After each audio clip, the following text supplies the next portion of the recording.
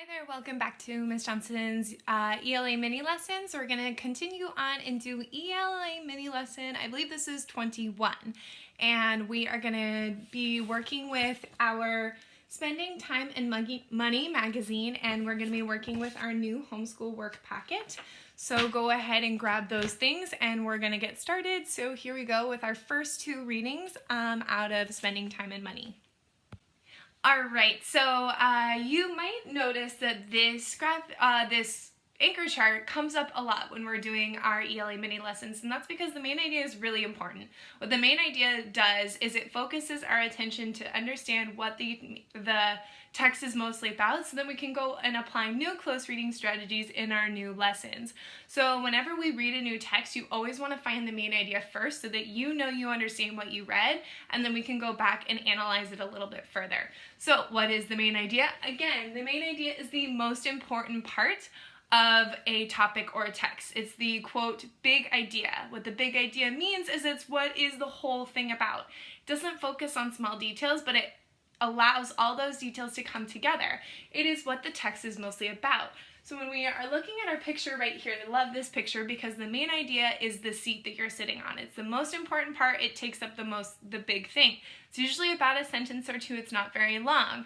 And then what we have down here is we have key details, because the key details lean up and support the main idea. So what you need to do when you're reading is distinguish between the main idea and the key details, but the key details always lean into the main idea. So for the main idea, you can look at the first sentence, you could read some of the subheadings, you can look at the last sentence, or you can compile all the key details into what the text is mostly about.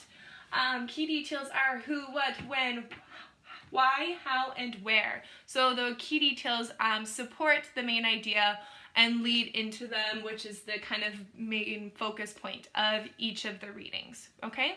So what we're gonna go do now is we're gonna go read two little stories, and then we're gonna find the main idea about both of them, because we're gonna see what they have in common and what the main idea is about. So let's go.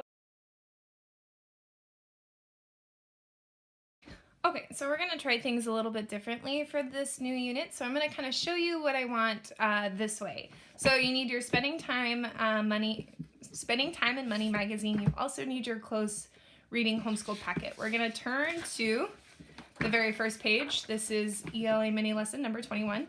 And we're going to read the directions. Directions say, read making choices and annotate key details. Then complete the chart with key details and write the main idea statement about how Franklin and Aesop approach economic choices.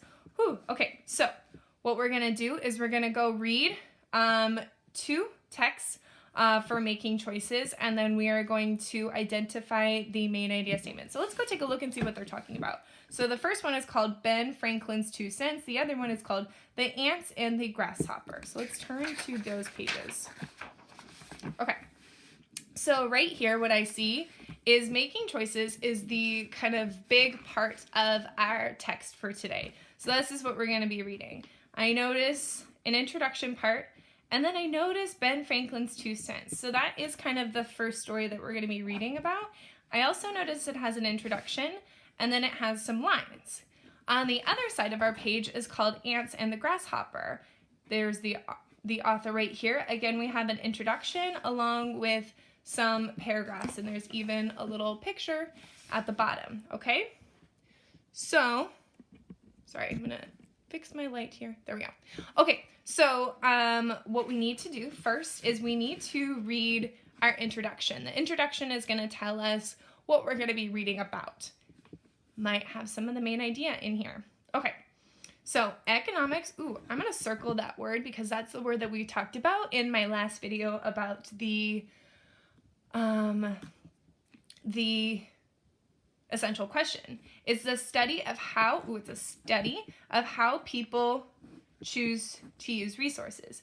These resources can be raw materials, land, and tools. They can also include the time and talent needed to make goods and services, or products. I'm going to circle that word products. Products, I think, means goods and services, because that's what this or says right here. How much should a person work or spend or save? Through the ages, many people have offered advice to help others make good economic choices.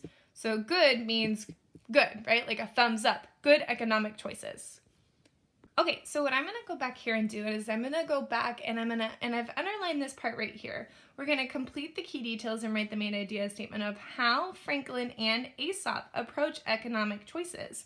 So Benjamin Franklin is going to be our first read, and then we're going to read from Aesop, which is somebody that we've heard from before, and we're going to read a story by Aesop.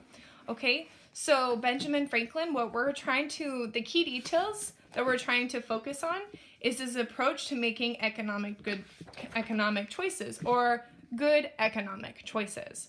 All right, so what I'm going to be doing here is I'm going to be modeling the key details. I'll read it out loud and I'll be underlining. You can go ahead and follow along with me. Here we go. Ben Franklin's 2 cents. Notice how there are quotation marks right here. Benjamin Franklin was one of the founders of the United States. Oh, he was a scientist, inventor, and leader. Okay, so I'm just underlining things that I think are important to understand who Benjamin Franklin is. He was also a writer and printer. Between 1732 and 1758, he published an annual or yearly book. Poor Richard's Almanac included stories, useful information about the weather, and valuable household tips. It also included many proverbs or timeless sayings about work and money. About work and money. So that's what we want to figure out because we're looking for good economic choices. So what we're going to be reading is how Benjamin Franklin makes good economic choices or good choices with work and money. So this was just an introduction about Benjamin Franklin so we can understand who he is. Now we're going to read some of his sayings. Waste neither time nor money, but make the best use of both. So I'm going to underline this part. This is a key detail. So for me, that means don't waste time and money. Okay? If a man empties his purse onto his head, no one can take it away from him. Empties his purse into his head. I'm thinking about what is in a person's head. Brain. A brain is in his head. No one can take it away. No one can take your brain. So what he's saying here is that you need to have knowledge. You need to know things. Okay? Knowledge is more important because you can't get taken away. All right? The way to wealth depends on just 2 words. Frugality and industry. I don't know what that means. And industry. Okay, early to bed, early to rise makes a man healthy, wealthy, and wise. So he's saying going to bed early and waking up early makes somebody wise. A penny saved is a penny earned.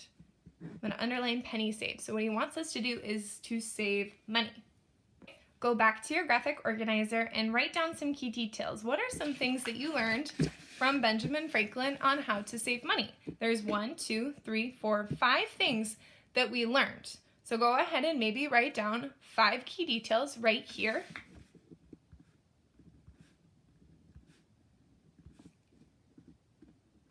Five key details. Go ahead and go.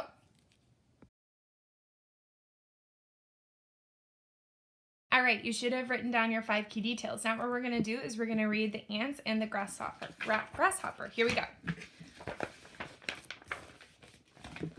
Okay, the ants and the grasshopper. And luckily, I have a nice picture down here. Cool. Okay.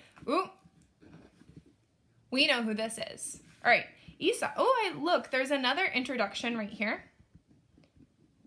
This is an introduction, and we can tell because it's in italic font, which means that the font is different than the actual story. So what I think it's going to do here is tell me about this author who is Aesop. Aesop was a storyteller in ancient Greece. So a storyteller, I think, is important. He lived in the 16th century BC. That's a really long time ago.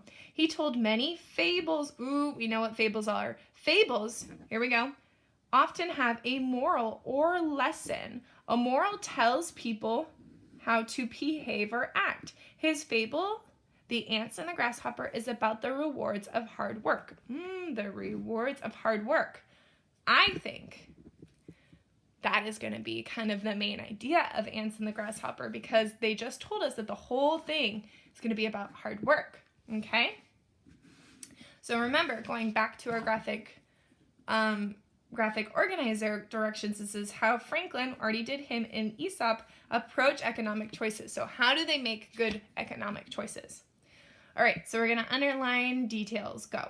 One bright day in late autumn, a family of ants were working hard in the sunshine. They were drying out the grain that, wait a second. The ants were working hard. I'm going to underline that because that goes back to our introduction. A very hungry grasshopper, his fiddle under his arm, came to them. He begged for a bite to eat. He begged for a bite to eat. So he wants some of their food. What? Cried the ants in surprise. Haven't you stored anything away for the winter? What in the world are you doing all summer? I didn't have time to store any food. Uh-oh. So was he working hard? No, he did not work hard. Whined the grasshopper. Every morning I napped in the sun. Every afternoon I played music on my fiddle, and every evening I danced until very late. Before I knew it, the summer was gone. So he did not work hard. And how's that turning out for him? Not well, because he's hungry. The ants shrugged their shoulders in disgust. They turned their backs on the grasshopper and went to their work. Moral. So remember, the moral is the lesson. In times of plenty, it is best to prepare for times of necessity. So, what do they want us to do? The moral is to prepare.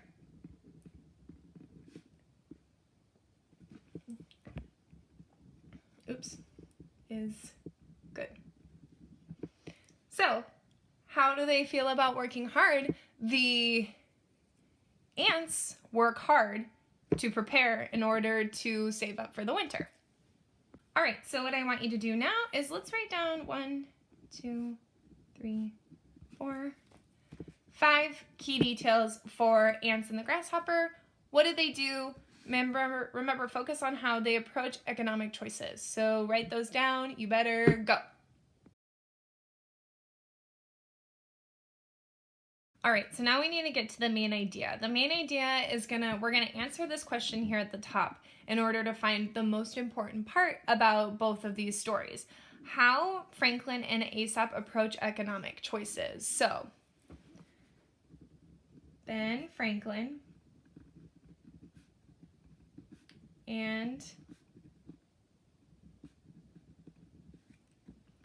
both say blank. What do they say about their economic choices?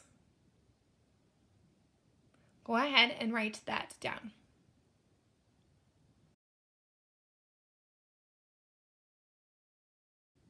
Okay, what they both say is that working hard and saving make good economic choices.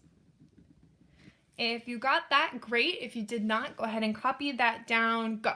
All right, and last thing we're gonna do is this apply it question here on the bottom. It says, which of the following is not a proverb from Poor Richard's Almanac? So read all of these, and you're looking for the one that is not a part of this. Okay? Go ahead and answer the question on the bottom. When you're done, log it in your homeschool log. Go.